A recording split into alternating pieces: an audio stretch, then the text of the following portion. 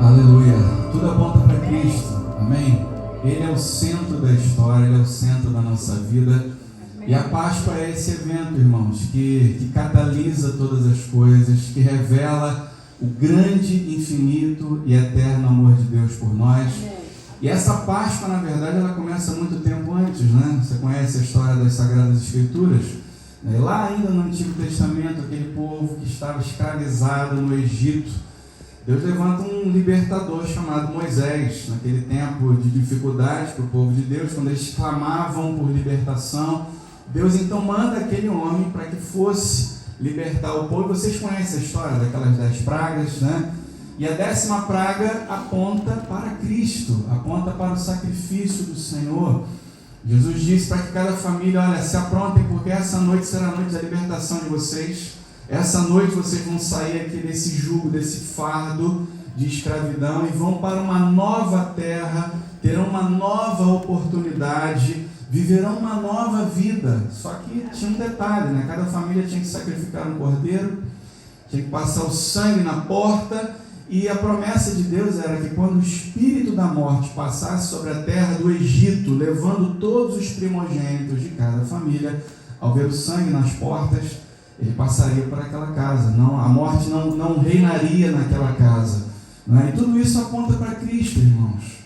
Jesus é o Cordeiro de Deus que tira o pecado do mundo. Jesus é aquele que nos livra da escravidão do pecado para uma nova vida. Jesus é esse que nos dá uma nova oportunidade, uma segunda chance. Né? E muitas vezes a gente não consegue entender, né, quando ouvimos falar de alguém que era um miserável pecador e que hoje, salvo, transformado por Cristo, ele vai para o céu. Vai, claro que vai, porque nós somos salvos pela graça, mediante a fé. Isso não tem nada a ver conosco, tem a ver com aquilo que Jesus fez por nós naquela cruz, nos dando uma segunda oportunidade, uma oportunidade de recomeçar. A palavra diz que aquele que está em Cristo é nova criatura. As coisas velhas ficam para trás e ficam mesmo. Ficam lançadas no mar do esquecimento para que a gente viva essa nova vida em Cristo Jesus. E hoje, eu quero ler com vocês aqui um texto das Sagradas Escrituras que se concentra nos últimos momentos da vida de Cristo enquanto esteve aqui encarnado entre nós. Nós lemos na semana passada o capítulo 14 do Evangelho de João. Eu quero voltar mais uma vez aqui nesse cenário, nessa cena, né, porque realmente o discípulo amado, João, ele se concentra aqui nesses 5 capítulos, começa aqui no capítulo 13, indo até o capítulo 17 do seu Evangelho. João ele vai se concentrar naquele momento final, naquele momento daquele discipulado derradeiro de Cristo. Ele sabia que a sua hora era chegada. Então João faz um esforço aqui para relembrar as palavras, para relembrar as ações do Messias que tiveram um impacto. Né? Então quero voltar a esse momento aqui, quero ler com vocês o Evangelho de João no capítulo 13, a partir do versículo 1. Essa aqui foi a última Páscoa de Jesus encarnado, antes de ser crucificado. E o texto diz o seguinte: um pouco antes da festa da Páscoa, sabendo Jesus que havia chegado o tempo em que deixaria este mundo e iria para o Pai, tendo amado os que estavam no mundo, amou-os até o fim. Estava sendo servido o jantar, e o diabo já havia induzido Judas Iscariotes, filho de Simão, a trair Jesus. Jesus sabia que o Pai havia colocado todas as coisas debaixo do seu poder, e que viera de Deus e estava voltando para Deus. Assim, levantou-se da mesa, tirou a sua capa e colocou uma toalha em volta da cintura. Depois disso, derramou água numa bacia e começou a lavar os pés dos seus discípulos, enxugando-os com a toalha que estava em sua cintura. Chegou-se a Simão Pedro e lhe disse: Senhor, vai lavar-me os pés? Respondeu Jesus: você não compreende agora o que estou lhe fazendo, mais tarde, porém, entenderá. Disse Pedro: não, nunca lavarás os meus pés. Jesus respondeu: se eu não os lavar, você não terá parte comigo. Respondeu Simão Pedro: então, Senhor, não apenas os meus pés, mas também as minhas mãos e a minha cabeça. Respondeu Jesus: quem já se banhou precisa apenas lavar os pés, todo o seu corpo está limpo. Vocês estão limpos, mas nem todos, pois ele, Jesus, sabia quem iria traí-lo e por isso disse que nem todos estavam limpos. Quando terminou de lavar-lhes os pés, Jesus tornou a vestir a capa e voltou ao seu lugar. Então lhes perguntou: vocês entendem o que lhes fiz? Vocês me chamam mestre e senhor, e com razão, pois eu o sou. Pois bem, se eu, sendo senhor e mestre de vocês, lavei-lhes os pés, vocês também devem lavar os pés uns dos outros. Eu lhes dei o exemplo para que vocês façam o que lhes fiz. Digo-lhes verdadeiramente que nenhum escravo é maior do que o seu senhor, como também nenhum mensageiro é maior do que aquele que o enviou. Agora que vocês sabem essas coisas, felizes serão se as praticarem. Vamos orar? Senhor Deus e Pai, nessa manhã, que é uma manhã especial, uma manhã de relembrar esse grande sacrifício que foi por amor. O Senhor se entregou naquela cruz em nosso lugar e hoje podemos desfrutar de uma nova vida por causa da Tua decisão, desse amor voluntário que se decidiu se entregar por nós naquela cruz. Possamos nessa manhã, ó Deus, compreender as Tuas palavras e viver segundo elas, que não sejamos apenas ouvintes negligentes, mas que sejamos sim, ó Deus, trabalhadores que esperam e aguardam a vinda do seu Senhor. Por isso eu oro agradecido em nome de Jesus. Se você soubesse que hoje fosse o seu último dia de vida, como é que você viveria? Como é que você escolheria viver esse dia? Outro dia eu fiz essa pergunta lá em casa, para as meninas. Eu falei assim: se vocês soubessem que vocês têm apenas 3 dias de vida e alguém desse na mão de vocês um cartão de crédito com recursos ilimitados, o que vocês fariam?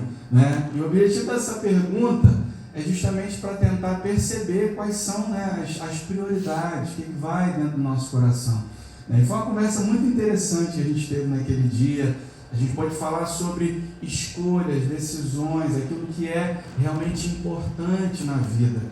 E essa era a última noite de Jesus. Ele sabia que ele iria ser crucificado. Então essa noite aqui, ela tem um peso especial. E Jesus queria que aquela noite fosse uma noite especial. Então ele tomou uma decisão muito importante. E nessa decisão que Jesus toma, a gente já aprende aqui uma importante primeira lição que esse texto aqui nos ensina. Jesus, naquela última noite, escolheu estar com os seus discípulos. Escolheu estar com os seus amigos. E a gente aprende aqui, em primeiro lugar, que a verdadeira religião, a religião que nos religa a Deus de verdade, ela nos torna mais humanos.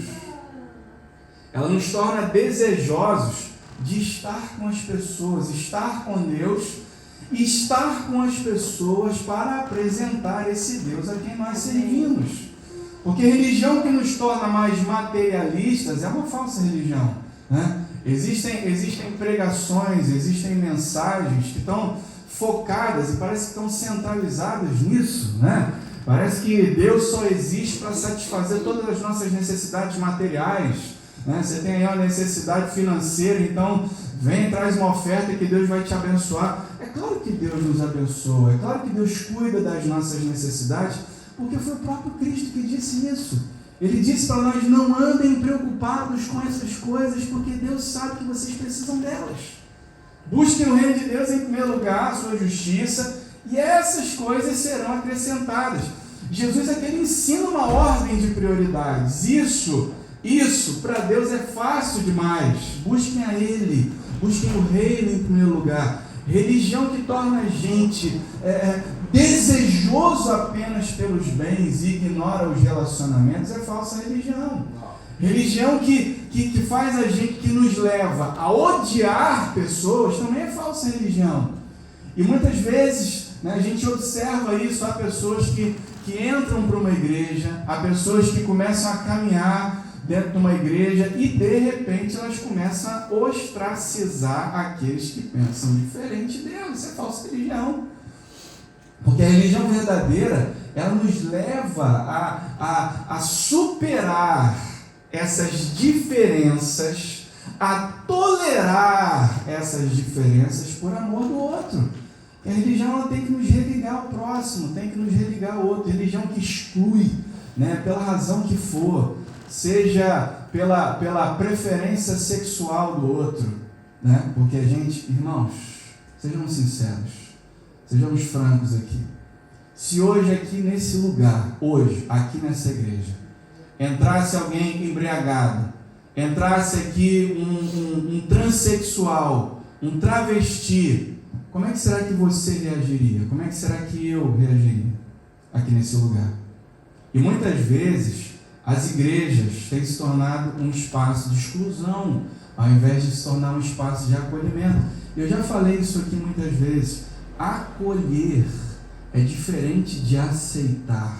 Entende isso? Você consegue perceber a diferença? Jesus ele nos acolhe através da sua graça, do seu amor e do seu perdão, mas ele não aceita a nossa condição de pecados.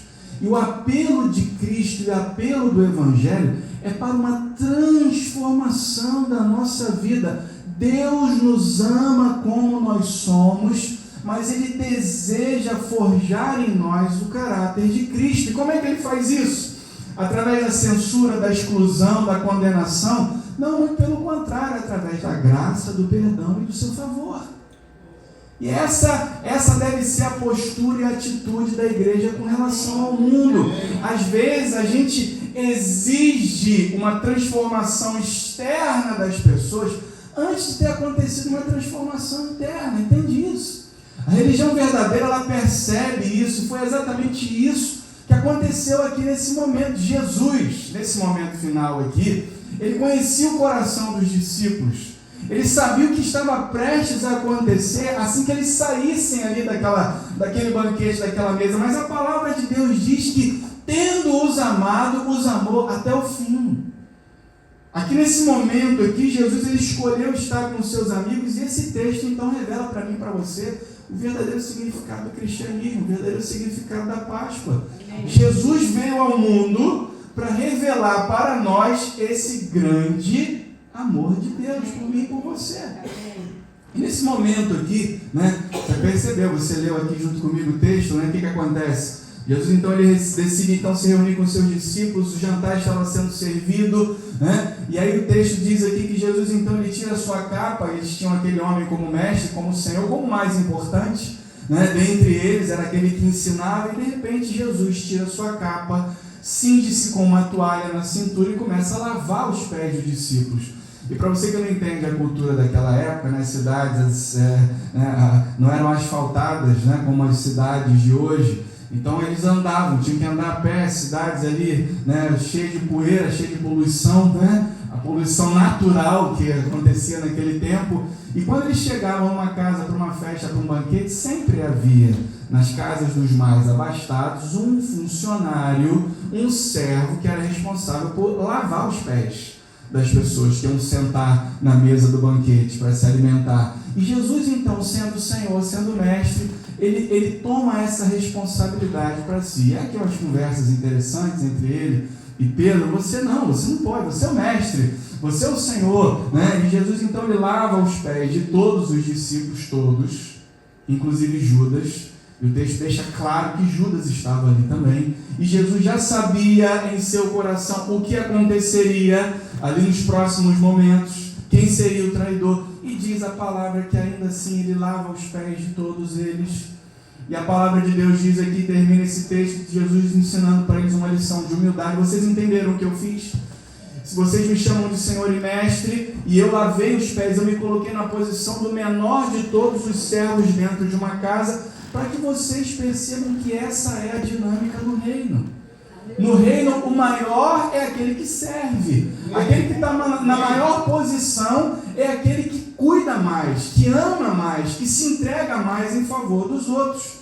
E esse texto, então, aqui me ensina 3 importantes dimensões desse grande amor de Deus por nós. Em primeiro lugar, a gente aprende aqui nesses versículos 1 a 5, quando diz que um pouco antes da festa da Páscoa, sabendo que havia chegado o tempo, ele amou os seus discípulos e amou até o fim. Versículo 2, estava então sendo servido o jantar, e o diabo já havia induzido Judas, filho de Simão, a trair Jesus, e Jesus sabia que o Pai havia colocado todas as coisas debaixo do seu pé, debaixo do seu poder. Ele tinha autoridade para transformar, para mudar toda a situação, transformar até o coração de Judas, mas ainda assim ele se levantou da mesa, tirou a capa, colocou a toalha em volta da cintura, e depois disso ele derramou a água numa bacia e começou a lavar os pés dos seus discípulos. A primeira lição que a gente aprende aqui é que a Páscoa, ela nos ensina que o amor de Deus por mim e por você, ele é incondicional.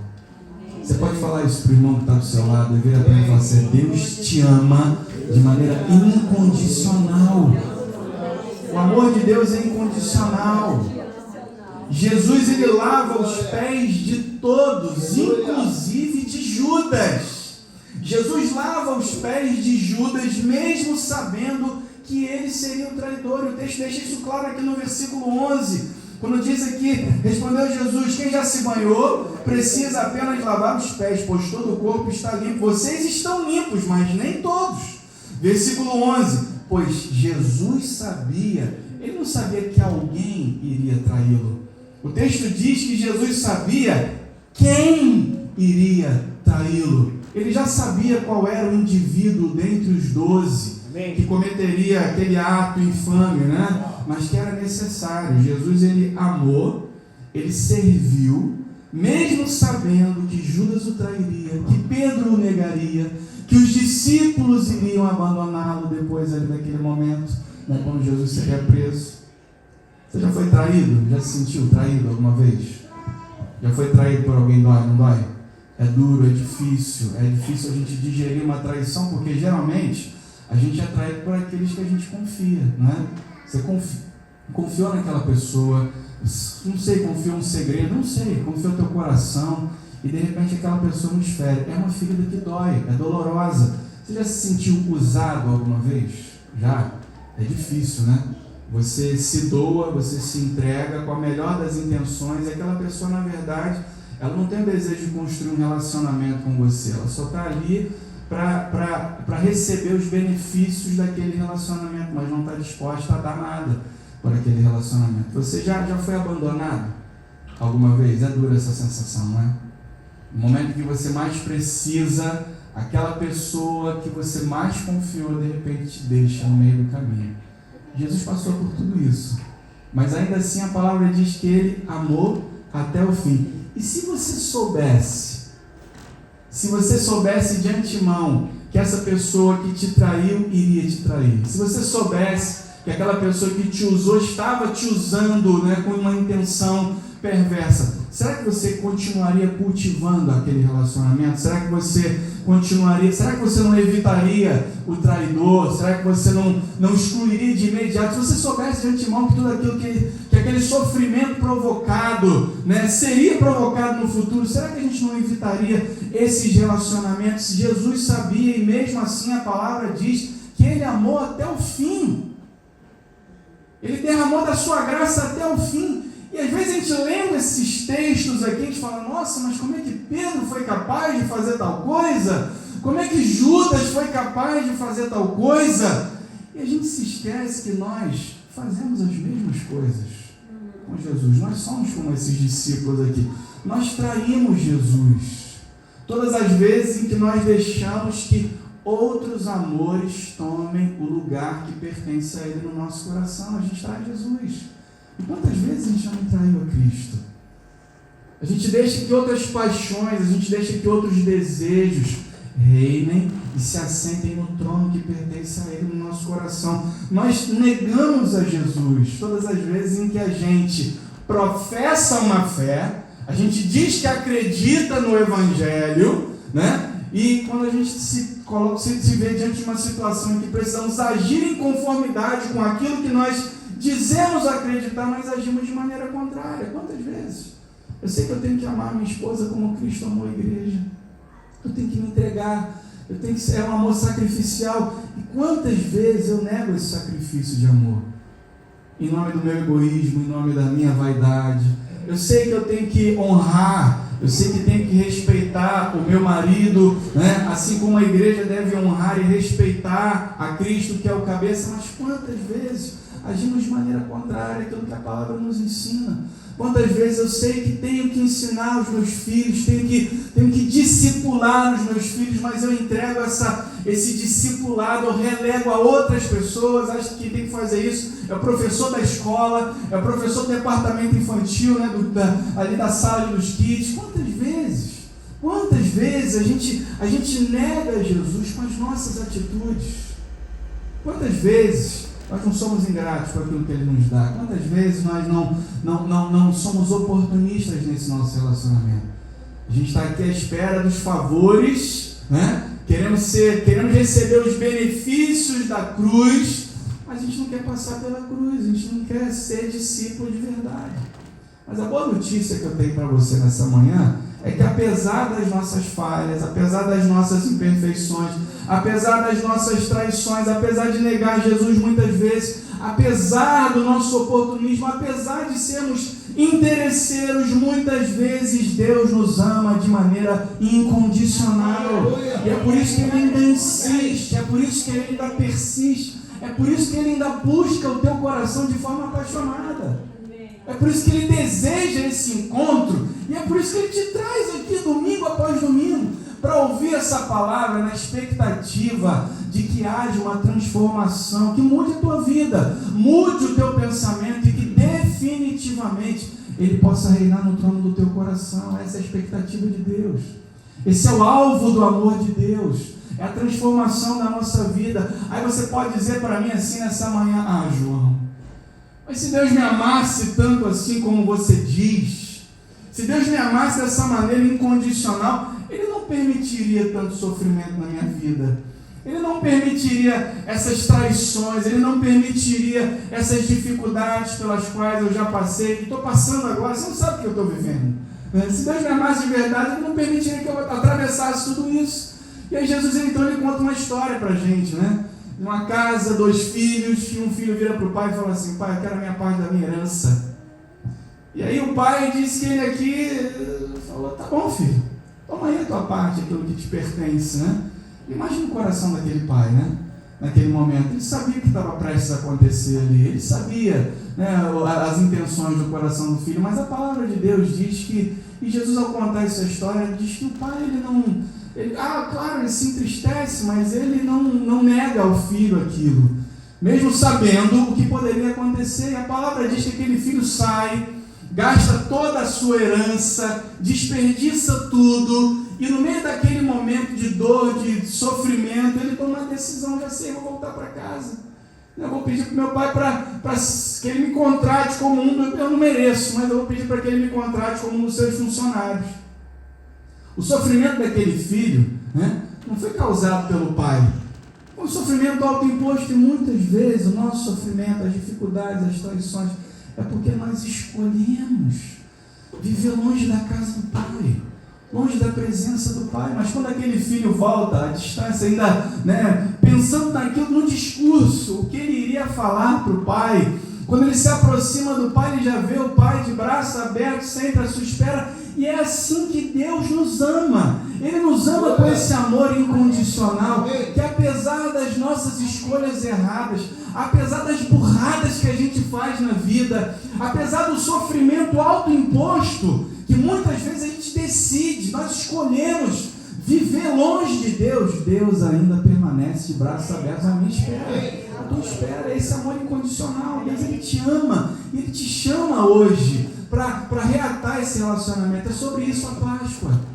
A segunda lição que eu aprendo aqui é que a Páscoa nos ensina que o amor de Deus é incondicional, mas que o amor de Deus também é voluntário.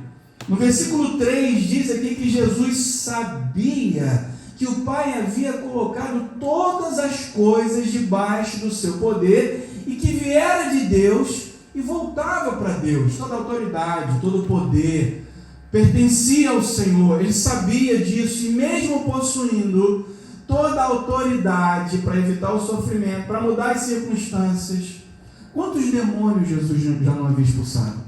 Quantos enfermos Jesus já não havia curado? Né? Quantos milagres ele já não havia realizado? Vocês acham que não era fácil para Jesus expulsar o demônio que havia entrado no coração de Judas naquela hora?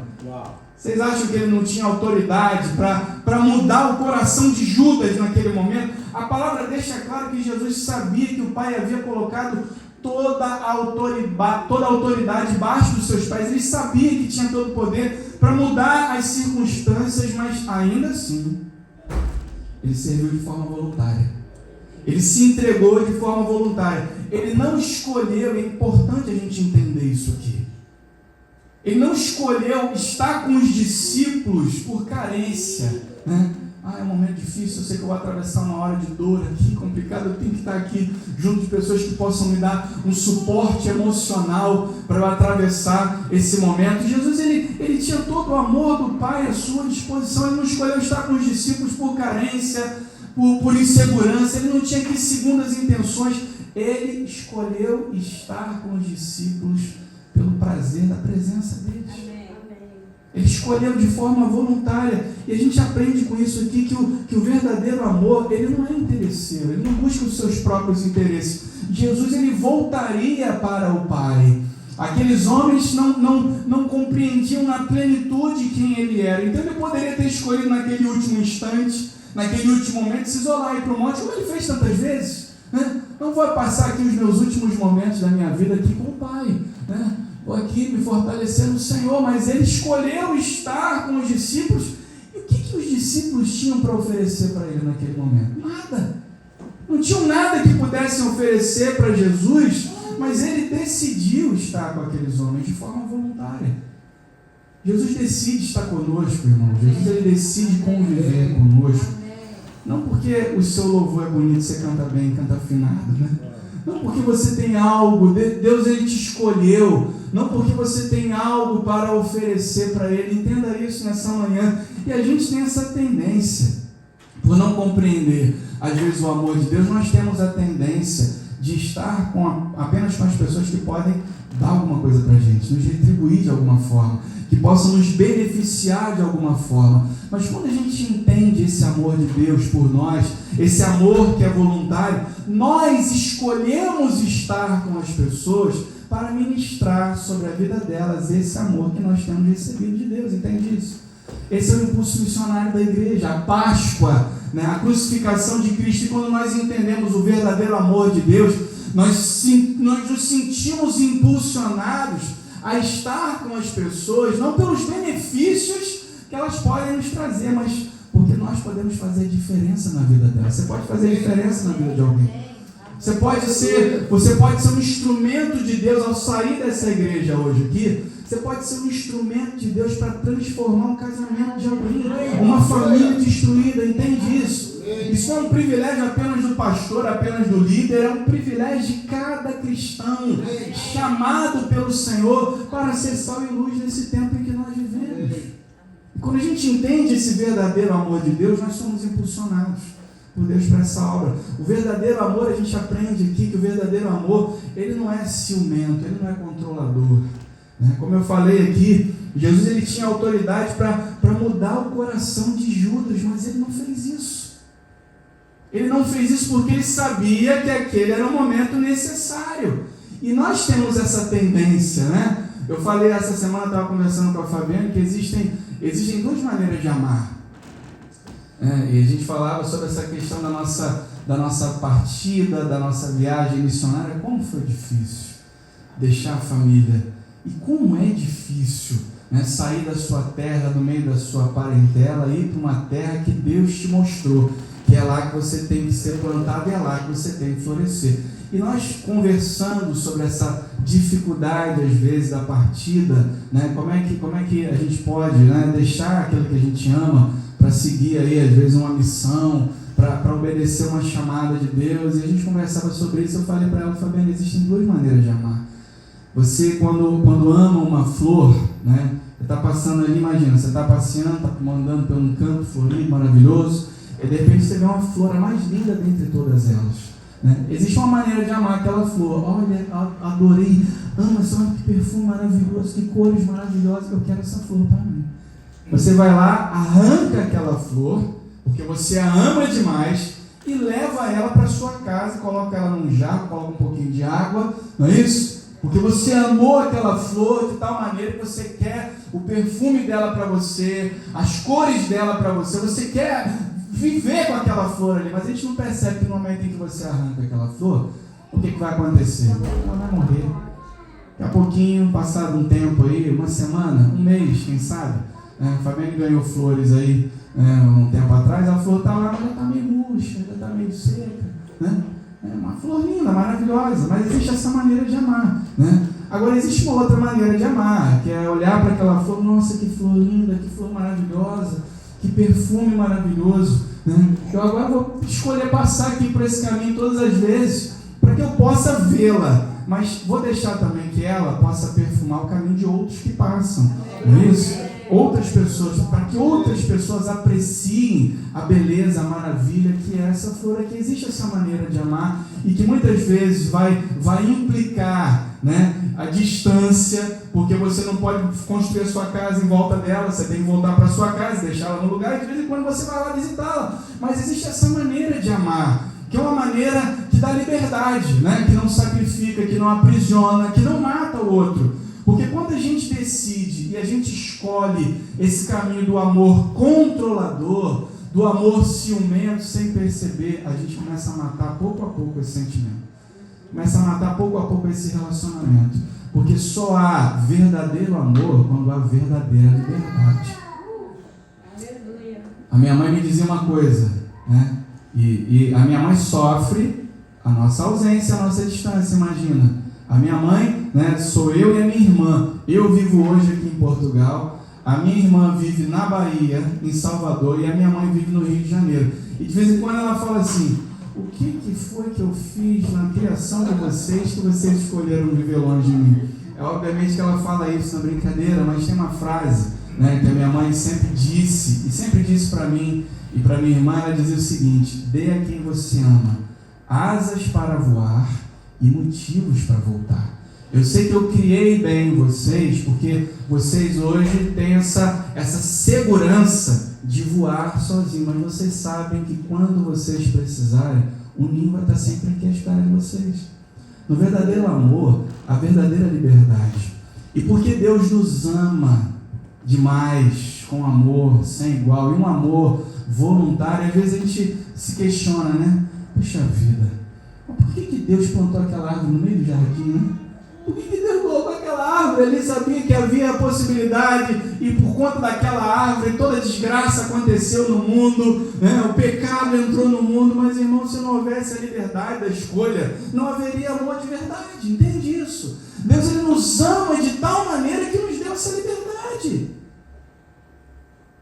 E temos hoje a possibilidade de escolher caminhar nesse amor, escolher andar segundo a sua soberana vontade. Jesus escolheu estar com os discípulos sem segundas intenções, só pelo prazer da presença. Deus, ele escolhe você hoje. Que maravilha! Deus me escolhe, Deus te escolhe de uma maneira voluntária. Talvez você diga isso, mas eu não tenho nada para oferecer, eu não tenho nada para dar, eu não sou bom o suficiente. Mas entenda que Deus escolheu te amar de forma voluntária. Fala isso para a pessoa que está do seu lado: Deus te ama voluntariamente. Voluntariamente. Em terceiro e último lugar, para a gente terminar aqui, essa meditação de hoje, a Páscoa também nos ensina que esse amor, que é incondicional, esse amor que é voluntário, ele também é contagiante. Que coisa maravilhosa. Diz aqui o texto que Jesus, então, ele lava os pés dos discípulos. Ele fala: vocês não entendem agora isso que eu faço, mas vocês vão entender no futuro. E diz aqui: pois bem, eu sendo Senhor e Mestre. Vocês dizem que eu sou o Senhor, mas eu fui aquele que serviu. Versículo 15: eu lhes dei o exemplo para que vocês façam como eu fiz. Digo-lhes verdadeiramente que nenhum escravo é maior do que o seu Senhor, como também nenhum mensageiro é maior do que aquele que o enviou. Agora vocês sabem essas coisas, e felizes serão se as praticarem. Amém. E o interessante, irmãos, é que aqueles homens, naquele momento, eles não estavam entendendo muito essas palavras aqui. Jesus, então, ele é morto, ele é crucificado, ele ressuscita ao terceiro dia. E depois que eles têm a revelação clara de tudo que se passou, agora a gente entende de uma maneira clara o que Jesus quis fazer, o que Ele quis dizer, os ensinamentos de Jesus. Diz aqui a história, e quando você lê a narrativa dos Atos dos Apóstolos, aqueles homens entenderam isso, e contagiados por esse amor, eles decidiram então ir pelo mundo, espalhando essa mensagem, espalhando a obra salvadora, sendo continuadores daquilo que Jesus havia iniciado. Os discípulos compreenderam, espalharam a mensagem, e essa é a mensagem de hoje. Essa é a mensagem da Páscoa que eu e você temos que levar daqui para casa hoje, para a nossa vida, para o nosso trabalho, para a nossa vizinhança, que nessa Páscoa você também seja alguém que seja capaz de espalhar esse verdadeiro amor, esse amor de Deus, que é voluntário, esse verdadeiro amor que é incondicional e que tem a capacidade de transformar o maior de todos os pecadores em um servo ungido e usado para a glória do Senhor. Amém? Sejamos esses servos de Deus nesse tempo maravilhoso que se chama hoje. Amém? Vamos ficar em pé nessa manhã, irmãos?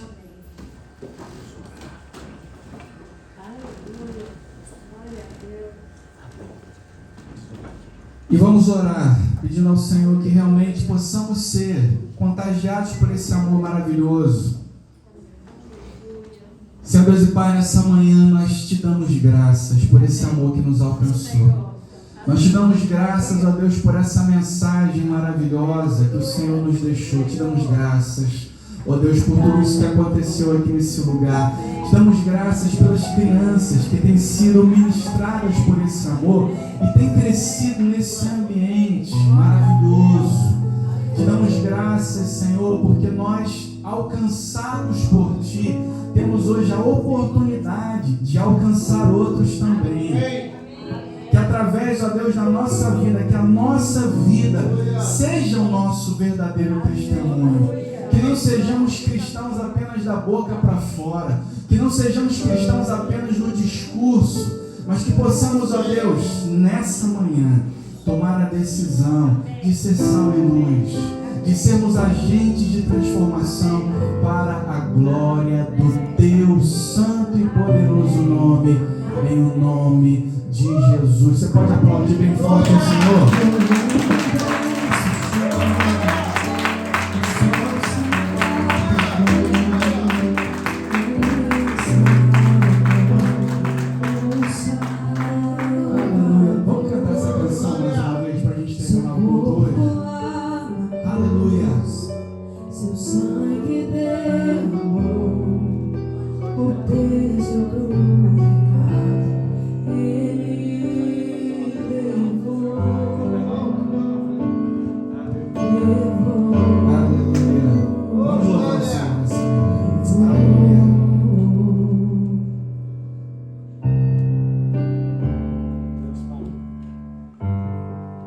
Deus Pai o abandonou, cessou seu respirar e cresce.